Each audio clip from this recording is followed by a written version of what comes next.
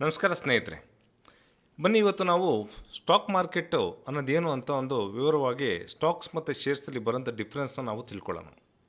Stocks ಅಂದರೆ ಸಾಕಷ್ಟು ಜನ ಬಿಗಿನರ್ಸ್ ಏನು ಮಾಡ್ತಾರೆ ಅಂತ ಹೇಳಿದ್ರೆ, ಈ ಸ್ಟಾಕ್ಸು ಮತ್ತು ಶೇರ್ಸು ಎರಡೂ ಒಂದೇ ಅಂತ ತಿಳ್ಕೊಂಬಿಟ್ಟು ಅವರು ಟ್ರೇಡಿಂಗಲ್ಲಿ ಹೆಜ್ಜೆ ಇಡಕ್ಕೆ ಹೋಗ್ತಾರೆ.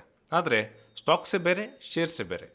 ಏನಪ್ಪ ಡಿಫ್ರೆನ್ಸ್ ಇದರಲ್ಲಿ ಅಂತ ಹೇಳಿದ್ರೆ, ಸ್ಟಾಕ್ಸ್ ಅಂತ ಹೇಳಿದ್ರೆ ಈಗ ಸಪೋಸ್ ನಾನು ಒಂದು ಕಂಪ್ನಿಯಲ್ಲಿ ಇಲ್ಲ 10 ಕಂಪ್ನಿಯಲ್ಲಿ ನಾನು ಒಂದು 10 ಸ್ಟಾಕ್ಸ್ ತೊಗೋಬೋದು, ಸರಿನಾ? ಅದೇ ಶೇರ್ಸ್ ಅನ್ನೋದೇನು ಅಂತ ಹೇಳಿದ್ರೆ ಬರೀ ಒಂದು ಕಂಪ್ನಿಯಲ್ಲಿ ನಾನು 10 ಶೇರ್ ತೊಗೊಳ್ಳೋದನ್ನು ಶೇರ್ ಅಂತ ಡಿಫ್ರೆನ್ಸ್ ಬರುತ್ತೆ.